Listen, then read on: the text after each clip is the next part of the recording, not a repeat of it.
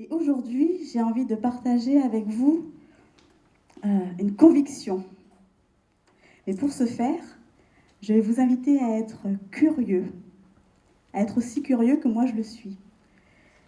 Et d'ajouter à cette curiosité une petite pointe de naïveté. Et surtout de l'étonnement, ou du pseudo-étonnement. Vous savez, le fameux « Ah bon ? Ah bon ?» La panthère. Depuis environ un mois, je raconte à ma fille l'histoire de la panthère. Chaque soir, elle a 2 ans et demi. J'ai trouvé ce livre dans une librairie, un livre documentaire, très bien fait, avec de très belles illustrations et l'essentiel qui est dit sur la panthère. Où elle vit, ce qu'elle mange, les différentes sortes de panthères, la panthère de Java, la panthère noire. Et un jour, parfait, on tombe sur un reportage animalier à la télé. Ma fille allait pouvoir enfin voir ces images se mouvoir. Vous savez, l'ambiance de ces fameux reportages animaliers, avec cette fameuse voix off qui raconte ce que fait la panthère. Donc à l'image, on voit une panthère toute seule dans la savane qui marche, seule dans la savane. Et la voix off. Bon, je fais très mal la voix off, mais je vais vous la faire quand même. Regardez la panthère. Sa démarche féline et séductrice. Pause. Sa démarche féline et séductrice. Ça m'est trotté dans la tête comme ça. Sa démarche féline et séductrice. Mais au final, cette panthère, si on l'interrogeait, qu'est-ce qu'elle dirait d'elle-même ? Retour. Lecture. Regardez la panthère et sa démarche féline et séductrice. Allez, je fais la panthère, vous avez de la chance. Aujourd'hui, elle parle. Et en plus, elle parle français. Donc, on arrive très bien à la comprendre. Nous pouvons communiquer. Elle peut s'exprimer. Démarche féline, c'est tout à fait normal. Je suis un félin. Oui. Mais séductrice, je marche seule dans la savane. Non, j'aurais plutôt voulu que vous voyiez en mon regard, en ma démarche, l'animal qui a cette préoccupation quotidienne de nourrir ses enfants. Et vous savez, cette question, et si l'animal pouvait parler, qu'est-ce qu'il nous dirait ? C'est une question que je m'étais déjà posée avant, en fait. Et j'ai ce souvenir que je souhaite aujourd'hui partager avec vous. La première fois où je me suis demandé, où je me suis posé la question, et si cet animal pouvait parler ? C'est quelque chose que tout le monde a déjà fait ici, mais très peu de gens l'avouent. Un jour, je jouais, j'étais petite, environ 8 ans, je ne sais plus, et j'ai tué une fourmi. Je l'ai tuée. La fourmi rouge m'a piqué, mon réflexe a été de la tuer. Bon, à partir de là, j'ai envie de dire, tout le monde réagit comme il a envie de réagir. Soit je continue à jouer, ou, et ça a été mon choix, je me suis dit, mais Annie, comment un petit animal comme ça pouvait te faire aussi mal ? Non, c'est pas possible. Il faut que je comprenne, c'est quoi la fourmi en fait ? C'est quoi la fourmi ? C'est quoi sa définition ? Et je me souviens très bien qu'à la maison, mon frère et moi, on avait toujours à notre disposition, sur le bureau de mon père, ce fameux dictionnaire bleu, assez gros, encyclopédie donc, On se dit la source de savoir. Je vais pouvoir y trouver une première réponse à ma question. C'est quoi la fourmi? Et là donc j'y vais. Allez, je fais ma recherche. Vous savez, le dictionnaire, c'est très simple. Le principe, c'est un mot, une définition, et avec un peu de chance, une image. Bon là, pas d'image, mais une définition très simple. Et je me souviens que j'étais vraiment restée sur ma faim. Je ne me souviens pas de la définition exacte, je ne peux pas vous la dire aujourd'hui, mais j'étais restée sur ma faim. Je savais qu'en fait, la fourmi n'était pas que ce qui était écrit. Et tout au long de mon enfance, jusqu'à maintenant, je dois dire, la fourmi m'intrigue. Et j'ai pu compléter cette définition trouvée dans le dictionnaire par un imaginaire, une réputation qu'on nous donne de la fourmi, une fable, un dessin animé, un reportage animalier. Mais au final, curiosité, naïveté, étonnement. Et si cette fourmi pouvait aujourd'hui nous parler? Qu'est-ce qu'elle dirait d'elle? Comment se définirait-elle? On a de la chance aujourd'hui. Hein. La fourmi parle. Imaginons, elle parle. Et elle parle français, encore une fois. Donc on peut très bien la comprendre, elle peut très bien communiquer avec nous. Donc, qu'est-ce que tu es exactement, fourmi? Je me mets dans la peau de la fourmi. Alors Annie, oui, tout ce qui se dit de moi, en fait, oui, il y a sûrement une part de vérité. C'est vrai qu'on a toujours l'impression que je suis en mission, oui, que je recherche du sucre, que je privilégie le collectif. Mais en fait, non, non, non. Je ne suis pas que ça. Je ne suis pas tout ça, en fait. J'aime prendre du temps pour moi. Quand tu me vois solitaire, c'est bien parce que j'ai envie de prendre du bon temps pour moi. Tu sais quoi, Annie? En fait, on t'a trompé. Dans l'histoire, c'est moi la cigale.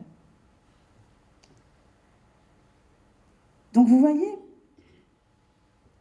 ce raisonnement de se dire qu'en fait on bâtit tout un imaginaire autour de quelque chose sans vraiment le questionner, sans vraiment questionner directement cette chose, ça m'est resté. Et bon, c'est pas le tout de s'intéresser aux animaux. À un moment donné, on s'intéresse un peu à soi. Et il y a à peine 2 mois, j'ai fait cette recherche sur Internet. Je voulais savoir c'était quoi la femme. Et le réflexe est simple, on va chercher dans un dictionnaire, et le plus grand dictionnaire qui existe aujourd'hui, on sait très bien que c'est Internet, qu'on y trouve de tout, des images, des textes, des livres, tout. J'allais pouvoir assouvir ma curiosité. Avec une pointe de naïveté, toujours, et de l'étonnement, encore. Donc, je fais cette petite recherche. F-E-M-M-E, femme. Et là, ce moteur de recherche définit plusieurs onglets. Un onglet qui détaille les sites internet autour de la femme, sûrement, puisque le mot-clé, le mot-clé, c'est bien femme. Un deuxième onglet qui nous montre des images de ce qu'est la femme. Et ce troisième onglet, il y en a d'autres, hein, mais j'ai décidé vraiment d'en sélectionner 3. Troisième onglet, donc, qui va me donner une série de livres, de titres de livres autour de la femme. Alors souvenez-vous de ce que je vous ai dit au tout début et que je vous dis encore. Toujours cette curiosité. toujours une pointe de naïveté. Pourquoi? Parce qu'en fait, moi, je suis une professionnelle de la communication, de l'information, l'algorithme de Google, tout ça, bon, je connais la pertinence, le classement des résultats. Non, il ne s'agit pas de ça aujourd'hui. Vraiment, curiosité, naïveté et étonnement. Alors, la liste de sites web qu'on trouve. Le premier site web me paraît tout à fait satisfaisant puisqu'il me donne une première définition de la femme. Un grand dictionnaire, une encyclopédie participative, collaborative, qui me donne donc comme première phrase « La femme est un être humain, de genre féminin, et qui avant la puberté se fait appeler fille ». C'est une première définition. Allez, je prends. Et puis après, je regarde les autres sites web. Et là, il n'y a que des sites commerciaux. Shopping. Shopping. Toute cette première page. Donc, naïveté. Je prends. Je me dis, complétons cette définition alors. La femme est un être humain de genre féminin qui, avant la puberté, se fait appeler fille et qui aime le shopping. Deuxième onglet, les images. Étonnement. Je vois donc toutes ces femmes, oui. Alors au-delà de tout ce qui est mensuration, etc., bon, je ne me suis vraiment pas reconnue en elle, effectivement, 1m55, bon. Donc des mensurations, oui, 90, 60, 90, je pense que c'était ça. Et toutes, au moins les 15 premières images, et d'ailleurs je vous invite à faire la recherche chez vous, en bikini. Et c'est vrai que ce matin, vraiment ce matin, en me levant, j'ai voulu choisir mes vêtements pour aujourd'hui. J'ai ouvert mon armoire et j'ai vu cette panoplie de bikinis qui sont mes vêtements de tous les jours. Et je me suis dit non, non. Je vais opter pour le bon vieux jean. Allez, on va être un peu excentrique. En attendant, je complète ma définition. La femme est un être humain de genre féminin qui, avant la puberté, se fait appeler fille, qui aime le shopping et qui s'habille en bikini. Troisième onglet, les livres. Et là, je me dis quand même, on est un vrai sujet de recherche. On est vraiment très intrigante. Alors, quelques titres comme ça, parce que vraiment, on a l'impression que de tout temps, en fait, la femme a vraiment questionné, vraiment un réel sujet, une thèse à nous-mêmes. La femme dans le Moyen-Âge, la femme au siècle des Lumières. Ah, les représentations de la femme et la chasse aux sorcières. La femme, tout simplement. Et c'est vraiment ce titre qui a retenu mon attention. La femme, tout simplement. Alors, là, j'ai vraiment réalisé que quand même, on avait créé, parce que oui, derrière la machine, il y a l'humain, on a créé cette réputation de la femme. On l'a associée à notre définition. On a créé un imaginaire qui m'a l'air complètement déconnecté de ce que nous sommes vraiment. Parce qu'au final, quand je vous dis femme,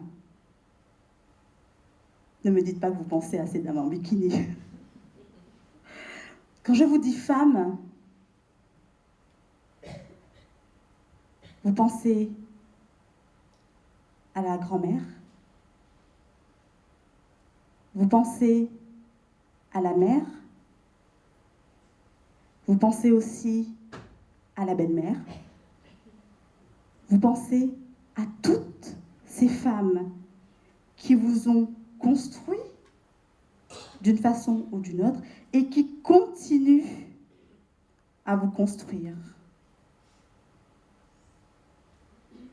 La femme. Alors, moi, j'ai envie de partager aujourd'hui ma définition de ce qu'est la femme. Alors certes, on peut alimenter encore et encore, je peux décliner vraiment, on est vraiment pluriel et en même temps toute très singulière. La femme qui travaille, la femme entrepreneur, la femme dite précieuse, la femme modeste, la femme qui a décidé d'être mère au foyer, la femme combattante. Mais vraiment, j'aimerais partager avec vous ma définition de ce qu'est la femme. Parce que pour moi, il faut passer par 2 étapes. La première étape est de dire, pour moi, la femme, c'est. Et la deuxième étape, c'est de dire, je suis devenue femme quand? Pour moi, la femme, c'est celle qui a identifié dans sa vie le moment où elle s'est dit « Oui, je suis une femme, je suis devenue femme ». Elle est née donc une fois, elle est née une deuxième fois à travers la reconnaissance de ce moment-là. Elle ne veut pas être un homme, elle ne veut pas tout faire comme un homme. Elle reconnaît que l'homme est son binôme.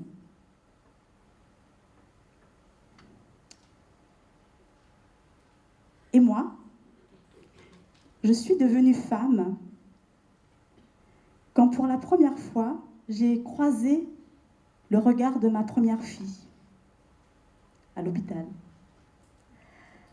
Et vraiment, en une seconde, je ne pourrais pas vous dire tout ce qui s'est passé en une seconde, mais je vais vous raconter 1/1000 de seconde.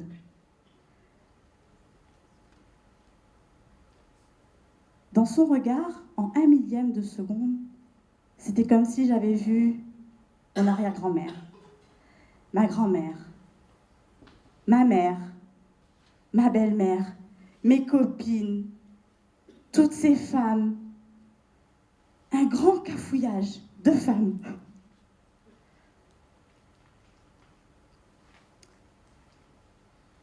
C'était comme si, au final, en un regard, dans cette femme en devenir, j'avais vu toute l'humanité entière au féminin.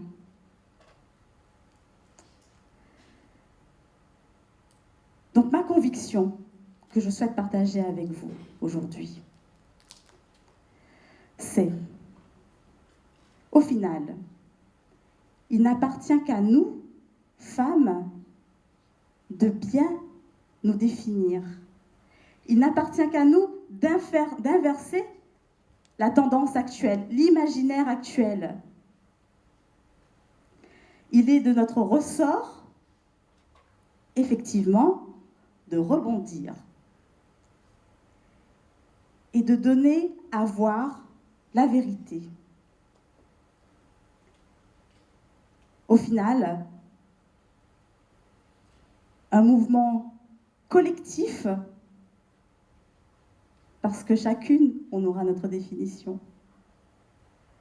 Une intelligence collective féminine, et j'irai même plus loin, vraiment, une sensation collective décrite, une véritable définition de la femme par la femme.